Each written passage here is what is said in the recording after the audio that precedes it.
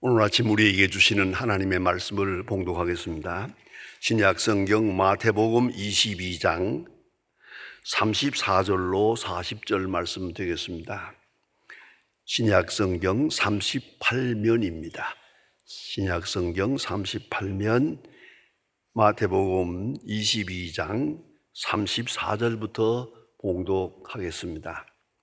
이 계시의 말씀을 봉독할 때에 다 함께 하나님의 음성을 들으실 수 있기를 바랍니다.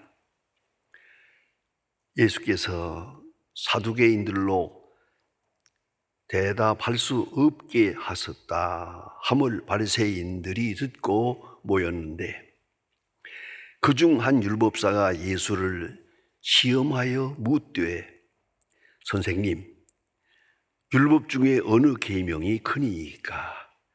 예수께서 이르시되, 내 마음을 다하고 목숨을 다하여 내 뜻을 다하여 주 너의 하나님을 사랑하라 하셨으니 이것이 크고 첫째 되는 계명이요, 둘째도 그와 같으니 내 이웃을 내 자신과 같이 사랑하라 하셨으니 이 두 계명이 온 율법과 선지자의 강령이니라. 아멘. 중국에 가서 역사하던 선교사의 아들로 태어나서 미국에 가서 공부를 하고 박사가 되고 교수가 되고 그러면서 엉뚱하게 무신론자가 됩니다. 그 임의당이라고 하는 유명한 철학자가 있습니다. 속생활의 발견이라고 하는 책을 여러 권 썼는데 제가 그걸 대체로 다 한번 읽어보았습니다. 그런데 철저하게 무신론자입니다. 그렇게 40년을 살았습니다. 무신론을 전파하면서.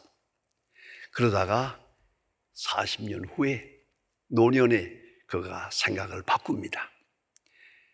그리고 돌아와서 그가 간증을 했는데 그것이 타임지에 한번 크게 실렸던 일이 있습니다. 주제는 간단합니다. 하나님 없이 산 40년, 그것은 마치 어머니를 잃어버린 고아와 같은 것이었다. 나는 고아의 생활에서 다시 아버지 품으로 돌아온다. 그런 간증을 읽을 수 있었습니다. 여러분, 이 세상의 가장 큰 문제가 뭡니까? 경제, 정치, 문화, 사회 다 복잡합니다. 그러나 오늘 좀 더 실존적으로 생각해 보세요. 가장 중요한 것은 고독입니다. 내가 혼자라는 겁니다. 이 고독이라고 하는 이 무서운 병을 이길 수가 없습니다. 사랑하는 자와 마주 앉아 있어도 고독합니다. 자녀들과 함께 둘러앉아 있어도 고독합니다. 복잡한 거리에 나가서 그 많은 사람에게 시달리고 있는 것 같으나 내 심령은 고독합니다. 왜요? 이건 위로할 길이 없습니다. 내 절대적인 고독, 이것이 문제입니다. 이것은 하나님을 찾기 전에는 절대로 피할 수 없습니다. 그래, 유명한 어거스틴은 말합니다. 우리가 하나님을 발견하기까지는, 하나님의 사랑을 발견하기 전에는 우리는 어떤 일로도 이 절망과 고독에서 헤어날 수가 없다. 이걸 잊지 말아야 합니다. 물질로, 형제로, 친구로, 사업으로, 어떤 것으로도 내 이 절대적인 고독, 이 실존적 고독을 떠날 길이 없다는 걸 잊지 말아야 합니다. 현대에 있어서 제가 숫자를 말하고 싶지 않습니다. 너무 많은 사람들이 절망하고 자살합니다. 엄청나게 자살합니다. 자, 이렇게 많은 사람들 끔찍하게 자살을 하는 그 이유가 뭐냐? 고독입니다. 절망하기, 나와 함께 하는 자가 없다. 내 마음을 이해하는 자도 없다. 더 이상 살아야 할 이유도 없다. 그렇게 되는 거란 말입니다. 우리는 3단계의 고독을 생각합니다. 첫째가 하나님 없는 생활, 신앙적 절대 고독. 하나님을 찾지 못하고 하나님을 발견하지 못하고 하나님의 음성을 바로 듣지 못하는 한 그 영혼은 절대 고독에서 벗어날 길이 없습니다. 하나님을 발견하기까지는 나를 발견할 수 없고, 하나님을 찾기 전에는 이 세상 모든 것이 다 절망스러운 것으로 평가될 수밖에 없기 때문입니다. 두 번째 고독은 이웃과의 고독입니다. 부모님도 있고 형제도 있고 자녀도 있고 친구도 있는 것 같으나, 아니, 내 마음을 아는 사람은 없어. 내 고독을 해소할 수 있는 대상은 없어. 이웃이 없어. 이웃이. 그래서 여러분 잘 아시는 바와 같이 가장 어려운 게 뭡니까? 요새 와서 그런 너무나 절절하게 느낍니다. 요양원에 노인들이 있습니다. 이분들이 절망하고 있습니다. 잠깐이라도 아들이 다녀가고 친구가 다녀가는 그게 반갑습니다만은 그거 얼마 동안 같이 있을 수도 없잖아요. 맞았다가 안녕히 계십시오 가버립니다. 그 절망적인, 어찌면 소망도 여기에서 그 요양원 생활을 하고 임종을 기다리는 이 절대적 고독, 이걸 누가 위로할 수 있겠습니까?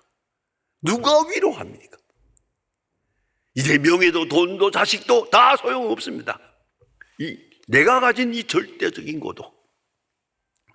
그러니까 참 이웃을 만나지 못한 것, 참 이웃이 되지 못한 고독, 이런 윤리적 고독이 있습니다. 세 번째는 나 자신에 대한 것입니다. 자신을 상실합니다.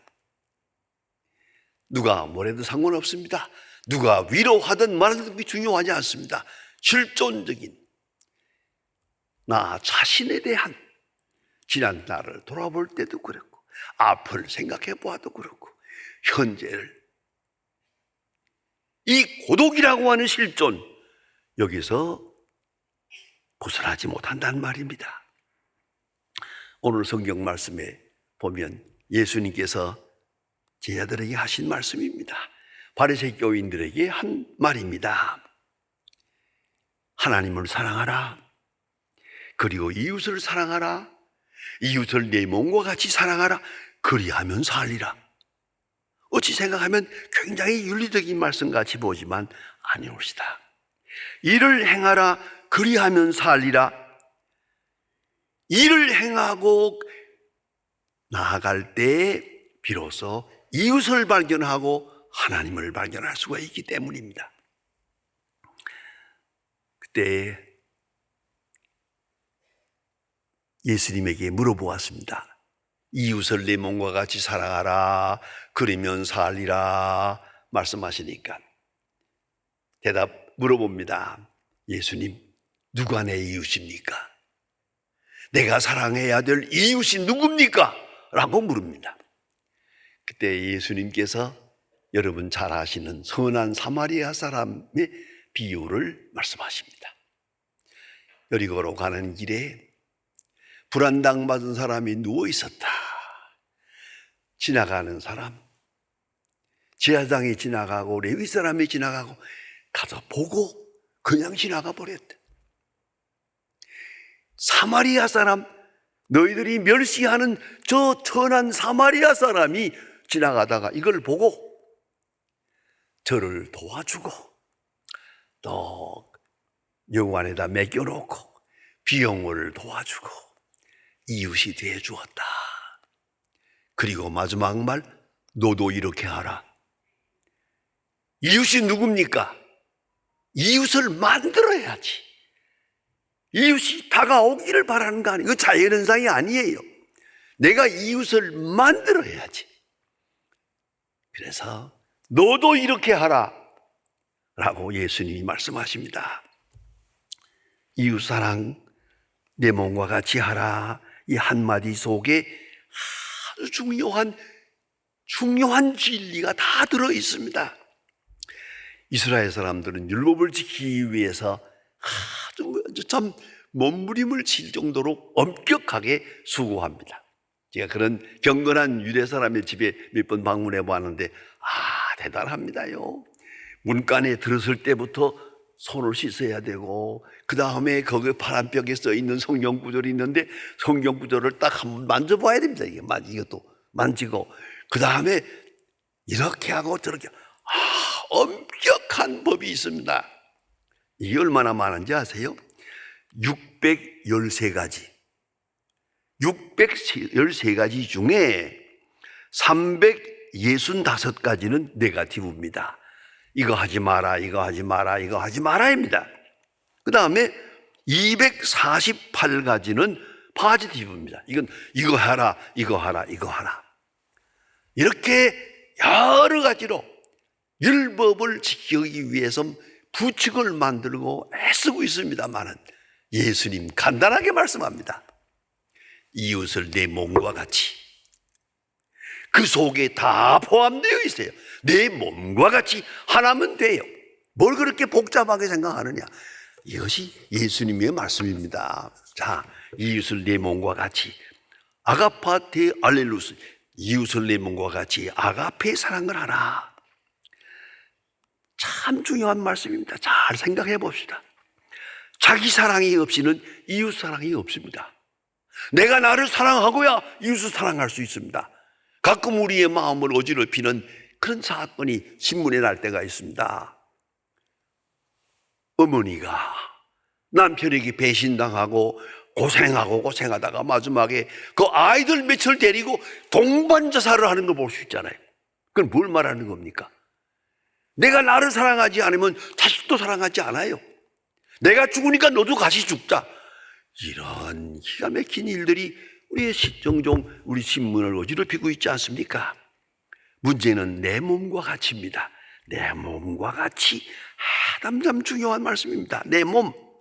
여기 자기 사랑이 없으면 이웃 사랑도 없다. 그 말이에요. 자기 사랑이 없으면 이웃 사랑도 없어요. 내가 나를 사랑할 줄 알아야 이웃을 사랑할 줄 알아요. 내가 소중해야 다른 사람도 소중한 거예요. 나를 소중히 여길 줄 모르는 절망의 사람은 다른 사람의 생명도 소중히 여길 수가 없는 것이죠. 내가 내 명예를 소중히 여기지 않는 사람이라면 남의 명예를 소중히 여길 수가 없죠.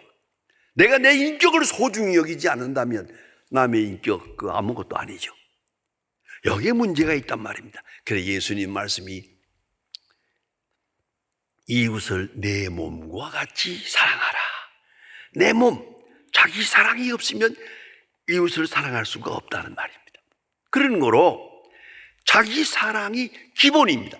그런 거로 자기 사랑이 중생해야 합니다. 십자가의 은혜를 깨닫고 구속하신 예수님의 사랑을 생각하며 자기 사랑이 먼저 해결되어야 된다고 말입니다. 그래서 그리스도께서 나를 위하여 죽으시고 십자가를 바라보면서 나를 구속하신 주님의 은혜를 생각해요. 사도 바울이 그의 편지 가운데서 말하는 것처럼 그리스도께서 위하여 죽으신 형제를 식물로 망하게 하지 마라. 이게 무슨 말입니까? 그리스도께서 위하여 죽으신 형제를, 나를 볼 때도 그리스도께서 위하여 죽으신 나, 이웃을 볼 때도 그리스도께서 위하여 죽으신 이웃, 그리스도의 십자가 안에서 내가 평가되고 이웃을 볼 수 있어야 한다는 말입니다. 여러분 너무나 잘 아는 말씀입니다. 하나님께서 세상을 이처럼 사랑하사 독생자를 주셨으니, 요한복음 3장 16절에서 말씀하지 않습니까? 하나님께서 우리를 사랑해서 독생자를 주었어요. 나를 사랑해서 잊지 말아야 합니다. 사도 바울은 특별한 경험이 있습니다. 그가 예수 믿는 사람을 핍박하려고 갔는데 담메색 도상에서 예수님께서 사도 바울을 부릅니다. 사울아, 네가 어찌하여 나를 핍박하느냐? 중요한 것입니다. 개인적으로 사울아 이름을 불렀어요. 거기서 부름을 받고 한평생을 주께 바칩니다. 여러분, 이게 잊지 말아야 합니다. 주께서 나를 개별적으로, 개인적으로 내 이름을 불러서 하나님의 자녀 되게 한 것이죠. 그러니까 십자가의 은혜를 발견하기 전에는 우리가 이웃도 없는 것이고 나 자신도 없는 거예요. 그래 칼빈이 말합니다. 하나님에 대한 지식이 없이는 사람에 대한 지식 없다. 나에 대한 지식도 없다. 하나님을 알고야 나를 알아요. 십자가의 은혜를 알고야 내 가치가 소중한 거예요. 이건 절대 가치예요. 돈이 있건 없건 건강하건 말건 그거 중요하지 않아요. 주께서 나를 사랑하사 나를 위하여 십자가를 진 그 엄청난 절대 가치에 의해서 나를 평가해야 됩니다. 그만큼 나를 사랑한다. 그리고 나서 그 눈으로 이웃을 보게 됩니다. 보면 이웃도 마찬가지로 그리스도께서 위하여 죽으신 형제입니다. 십자가 안에서 봅니다. 그런 거로 긍휼이 있습니다. 소중합니다. 절대 필요합니다. 그냥 필요한 게 아니에요. 꼭 있어야 할 존재예요. 그리고 유기적 감각을 가집니다. 왜요? 저가 아프면 내가 아파요. 저가 고독하면 내가 고독해요. 저가 병들면 나도 병드는 거나 마찬가지예요. 이웃과 나와의 관계가 유기적 관계로 완전히 하나가 돼야 비로소 나라고 하는 존재가 살아나는 것이에요. 그래서 이웃을 존경해야 됩니다. 이웃을 소중히 여겨야 됩니다. 저 사람이 있어야 내가 있다. 저 사람이 평안하고야 내가 평안하다. 저 사람이 아프면 내가 아픈 거다. 좀 더 나아가서는 저 사람을 자랑하고야 내가 행복할 수 있다. 자랑의 문제까지 가야 됩니다. 여러분, 우리가 하루에도 몇 번씩 물건을 사고 파는 수가 있잖아요. 백화점에 가서 물건을 산다고 합시다. 살 때, 자, 이 물건을 갖다 놓고 골라놓고 이걸 살려고 할 때 때때로 우리가 보통 그거 있어요. 조금 싸게 샀으면 좋겠다. 이런 생각이 있어서 자꾸 저 값을 깎자고 그러잖아요. 깎자고 그래요. 그런 수가 좀 있어요. 그런데 가만히 생각해 보세요. 나는 물건을 사는 사람이요. 사는 사람이 행복해야 됩니다. 그러기 위해서는 파는 사람이 행복해야 합니다. 파는 사람이 오늘 참 좋은 손님을 만났다. 좋은 손님을 만나서 기분 좋게 물건을 팔았다. 그 마음 가질 수 있을 때 내가 행복하지. 내가 억울하게 깎고 해가지고 마지막에 싸게 이름을 때려 싸가지고 사가지고 나온다고 합시다. 저 사람은 아마 그럴 거예요. 그 주인은 오늘 재수 옴 같다. 제 못된 사람 만나서 내가 안 팔 수도 없고 팔기는 팔아야 갖고 해서 이 싸움을 벌이. 오늘 재수 없는 날이다. 그렇잖아요. 그러면 당신이 행복해요? 여러분, 물건을 사세요. 파는 사람의 마음을 행복하게 하고야 사는 당신이 행복할 수 있어요. 이게 이웃사랑이요. 그런가 하면 잠깐으로 식당에 가서 음식을 먹어도 음식을 파는 사람도 행복하고 음식을 먹는 사람도 행복해야지. 한 사람은 행복하고 한 사람은 눈물을 흘릴 수 있나요? 그런 거 아니에요. 알고 보면 전부가 이웃관계에 있어요. 죄송하지만 잘생겼건 못생겼건 당신의 집에 있는 마누라가 행복해야 당신이 행복해요. 마누라에게 눈물을 흘리게 하고 당신이 행복할 수 있어요? 이건 있을 수가 없는 거예요. 그러니까 아내를 기쁘게 하고야 내가 기쁘게 하죠. 그래서 나쁘게 말하면 그래요. 내가 기쁘기 위해서라도 아내를 기쁘게 해야지. 그리고야 내가 기쁜 거예요. 이 이웃사랑이에요. 이웃과 나와의 유기적 관계니까 이거 헤어날 수가 없는 거예요. 이거 하나님이 주신 운명이야. 예. 그런 거로 자녀를 기쁘게 하고야 내가 기쁘고, 남편을 기쁘게 하고야 내가 기쁘고, 이웃을, 우리 주변에 있는 모든 사람을 기쁘게 하고야 내가 기쁠 수 있는 거예요. 그 사람을 슬프게 하든가 마음 아프게 하고 나는 절대 행복할 수도 없고, 아니 내 기도가 하나님께 상달할 수도 없어요. 이걸 잊지 말아야 합니다. 그러면 이웃사랑, 이거 절대 필요한 겁니다. 예? 그러면 사랑이라는 게 뭡니까? 좀 더 깊이 생각하면 사랑은요, 장점을 발견하는 거예요. 사랑하는 사람은 우선 마음이 먼저예요. 물질의 문제가 아니고 돈 거래가 아니에요. 이거는 그거 뭐 구제 몇 푼 줬다고 해서 되는 게 아니에요. 이 인격 사랑은 저가 내게 필요한 사람이다 생각하고, 또 그리고 무엇보다 중요한 것은 그의 장점을 발견해요. 그 사람 중요한 분이다, 저분은 고마운 분이다 라고 생각하게 돼야 되는 거예요. 이게 바로 이웃사랑의 기본이에요. 그래서 말입니다, 이웃사랑을, 유대 사람들은 그 덕목이 있습니다. 6가지 덕목 중에 마지막 덕목이 뭐냐면 이웃에 대한 장점을 발견하는 것이다. 단점이 아니에요. 단점은 다 덮어놓고 장점만 보아요. 그 마음 자체가 구제요, 사랑이요, 이웃이요, 계명이에요. 이걸 알아야 합니다. 장점을 보는 거예요. 단점을 보는 게 아니에요. 그래서 자연히 장점을 보다 보면 칭찬하게 돼요. 칭찬은 참 중요한 겁니다. 칭찬하면, 이웃 칭찬할 때 그 칭찬이 내게 돌아오는 것이거든요. 약간 재미있는 말을 책에서 발견했습니다. 칭찬은 귀로 듣는 보약이다. 정말 그래요? 여러분, 칭찬을 듣고 나면 보약 먹은 것처럼 몸이 윤활해지고 건강해지는 거예요. 마음도 좋아, 행복하죠. 칭찬 참 중요해요. 자, 그러면 칭찬 듣기는 좋아하면서 칭찬하기는 인색해. 그런 모순이 어디 있어요? 당신이 칭찬 듣기가 그렇게 좋고 행복하고 소중하다면 칭찬하기를 부지런히 해야죠. 내가 칭찬해야죠. 칭찬을 심어야죠. 그래 칭찬이 돌아오는 거 아니겠어요? 더구나 재미있는 말 한마디를 발견해서요, 칭찬은 주어 개념이 없다. 참 기가 막힌 말이에요. 칭찬은 주어 개념이 없어요.